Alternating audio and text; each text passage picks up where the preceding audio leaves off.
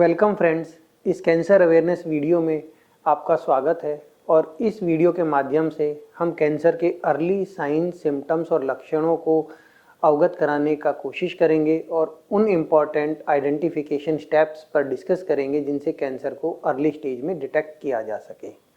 क्या आप जानते हैं कि लगभग 90% लोगों के अंदर कैंसर का सफल इलाज संभव है अगर उनके लक्षणों को समय रहते हुए पता लगाया जाए, अर्ली डायग्नोसिस और अर्ली ट्रीटमेंट किया जा सके। कैंसर की सेल्स को डिटेक्ट होने के लिए, पैल्पेट होने के लिए या जानने के लिए लगभग 1 सेंटीमीटर या 1 ग्राम साइज का होना होता है और उस साइज तक भी उसमें लगभग 100 करोड़ के आसपास सेल्स बन जाते हैं। कैसे डिटेक्ट करें इस कैंसर को, जबकि लगभग 200 तरह के कैंसर उनके साइंस और सिम्टम्स होते हैं।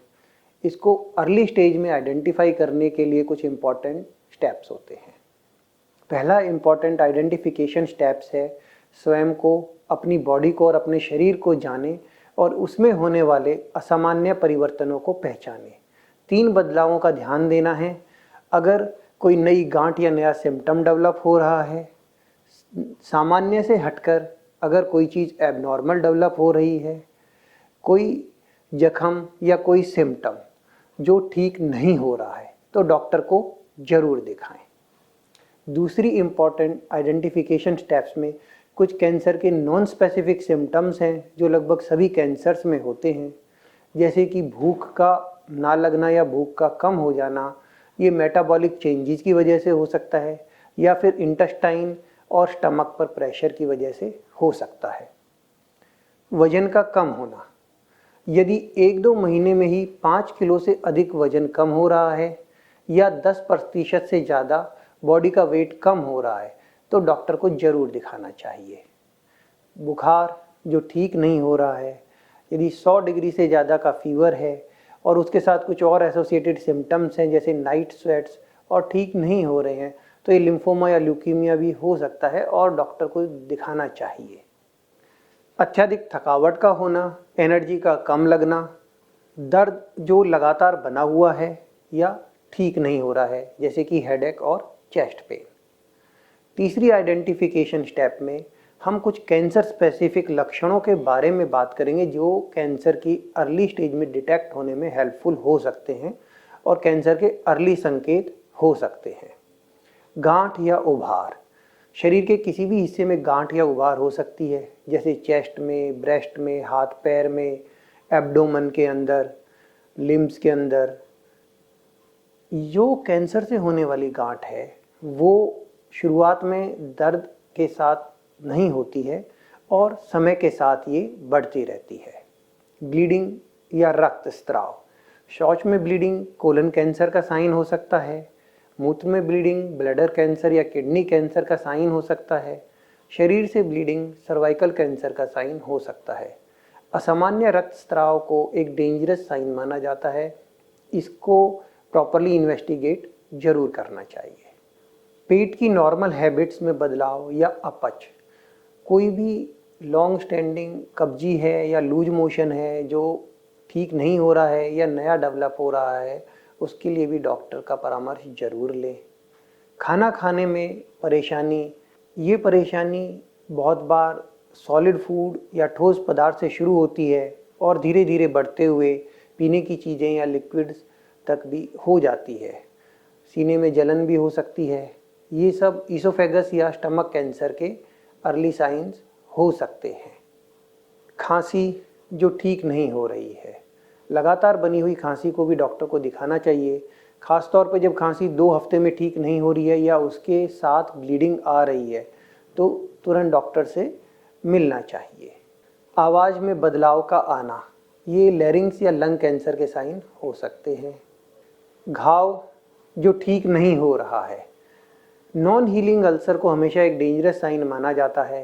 हिंदुस्तान में बहुत से ओरल कैंसर के पेशेंट्स शुरुआत में अपने मुंह के जख्म को इग्नोर करते हैं और लेट स्टेज में प्रेजेंट करते हैं। समझने की बात यह है कि कैंसर से होने वाले घाव अपने आप ठीक नहीं होते, किसी मेडिसिन से ठीक नहीं होते, उनको एप्रोप्रिएट ट्रीटमेंट की आवश्यकता होती है। स्किन में चेंजेस जैसे कि कोई पुराना तिल या नया तिल है या मोल है, उसमें बदलाव आ रहा है, साइज़ बढ़ रहा है, ब्लीडिंग हो रही है, अल्सर हो रहा है या कलर में चेंज हो रहा है, तो दिखाना चाहिए। आँखों में या त्वचा में पीलापन आना, पीलिया जब बाइल डक्ट की रुकावट से होता है यानी ऑब्स्ट्रक्टिव जॉन्डिस होता है, तो तुरंत कैंसर सर्जन से मिलना चाहिए। ऑब्स्ट्रक्टिव जॉन्डिस मेडिकल ट्रीटमेंट से ठीक नहीं होता है और इसमें समय बर्बाद नहीं करना चाहिए, क्योंकि बढ़ते हुए कैंसर का अर्ली ट्रीटमेंट का जो चांस है वो मिस हो सकता है। फोर्थ आइडेंटिफिकेशन स्टेप है अवॉइड सेल्फ डायग्नोसिस, स्वयं निदान से बचें। ये जो लक्षण आपको बताए हैं ये कैंसर की संभावना मात्र है। यदि इनमें से कोई सिम्टम है तो अपने आप डायग्नोसिस ना करें और डॉक्टर से संपर्क करें। कैंसर के लिए अवेयरनेस होना आवश्यक है, लेकिन इसका प्रॉपर डायग्नोसिस डॉक्टर से मिलकर ही हो सकता है। सेल्फ इन्वेस्टिगेशन, सेल्फ मेडिसिन और सेल्फ डायग्नोसिस हानिकारक है, क्योंकि यदि डॉक्टर से परामर्श नहीं किया जाए तो कैंसर के अर्ली ट्रीटमेंट में चूक हो सकती है। पांचवा और सबसे इम्पॉर्टेंट आइडेंटिफिकेशन स्टेप है कैंसर स्क्रीनिंग। अगर सही से कैंसर स्क्रीनिंग की जाए तो 40% से भी अधिक कैंसर से होने वाली मृत्यु को रोका जा सकता है। कैंसर स्क्रीनिंग वो टेस्ट होते हैं जो स्वस्थ लोगों में किए जाते हैं, जिनमें कोई सिम्टम नहीं होता है, लेकिन कैंसर सब क्लिनिकल या छोटे रूप में कहीं ना कहीं ग्रो हो रहा होता है, तो उसको पकड़ा जा सकता है। मेमोग्राफी 40 वर्ष से अधिक महिलाओं के लिए ब्रेस्ट कैंसर डिटेक्ट करने के लिए, पैप स्मीयर सर्विक्स कैंसर से बचने के लिए डिटेक्ट करने के लिए 20 से 30 वर्ष की उम्र में महिलाओं के लिए, पीएसए और digital rectal examination prostate cancer को 55 वर्ष से अधिक आयु के पुरुषों में डिटेक्ट करने के लिए, कोलोनोस्कोपी कोलन और रेक्टम कैंसर के लिए 40 वर्ष की उम्र के बाद, low dose CT scan smokers में 55 वर्ष की उम्र के बाद, लंग कैंसर के लिए ओरल एग्जामिनेशन टोबैको चूअर्स में ओरल कैंसर को डिटेक्ट करने के लिए हेल्पफुल हैं। जिन लोगों को फैमिली हिस्ट्री है जो स्ट्रॉन्ग है या जेनेटिक रिस्क है, उन लोगों को जेनेटिक स्क्रीनिंग और ये कैंसर स्क्रीनिंग है कम आयु में डॉक्टर के परामर्श से शुरू करनी चाहिए। कैंसर के केस में अर्ली डायग्नोसिस और अर्ली ट्रीटमेंट ही बेस्ट प्रिवेंशन है, लेकिन फिर भी अर्ली स्टेज में ट्रीटमेंट और डिटेक्शन के लिए बहुत से अवरोध हैं। इनमें से एक है जागरूकता की कमी होनी।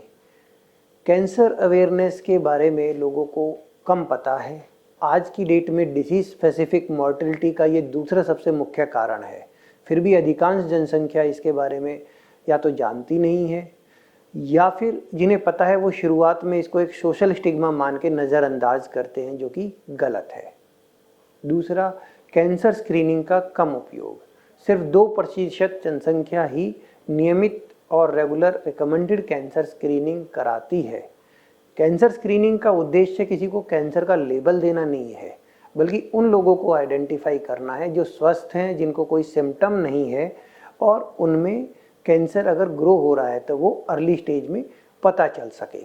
जब कोई कैंसर से रिलेटेड न्यूज़ आती है या मीडिया में कुछ पब्लिश होता है, कहते हैं कि बहुत अच्छी मेडिसिन या रिसर्च है, 5% के आसपास इसका सक्सेस हुआ है, लेकिन समझिए ये जो कैंसर स्क्रीनिंग के टेस्ट हैं ये कॉस्ट इफ़ेक्टिव हैं, ज़्यादा कॉस्ट नहीं है और सबसे अधिक कैंसर को कम करने में यही लाभकारी हैं। फिर भी हम लोग इनका सही से इस्तेमाल नहीं करते हैं, उपयोग में नहीं लाते हैं। कैंसर जो है आने वाले टाइम की महामारी है, उसको आज आप लोग कैंसर स्क्रीनिंग अपनाकर रोक सकते हैं, और ये शुरुआत आप आज और अभी से कर सकते हैं। कुछ जगह पर अफोर्डेबिलिटी और कैंसर सेंटर पर पहुंचना भी एक चैलेंज होता है। एक बैरियर यह भी है कि लोगों को लगता है कि स्क्रीनिंग से कहीं मुझे कोई नई बीमारी का ना पता चल जाए, जो कि गलत है। और एक महत्वपूर्ण बैरियर ये भी है कि ऑन्कोलॉजिस्ट या कैंसर स्पेशलिस्ट के पास देर से पहुंचना या रेफ़र करना। आशा है इस वीडियो के द्वारा आपको कैंसर से रिलेटेड अर्ली सिम्टम्स और उसको आइडेंटिफाई करने की स्टेप्स के बारे में उपयोगी जानकारी पता चली होगी, जिसका लाभ उठाकर कैंसर को अर्ली डिटेक्ट किया जा सकता है और एक सफल इलाज किया जा सकता है। कैंसर के लिए अवेयरनेस आवश्यक है। धन्यवाद।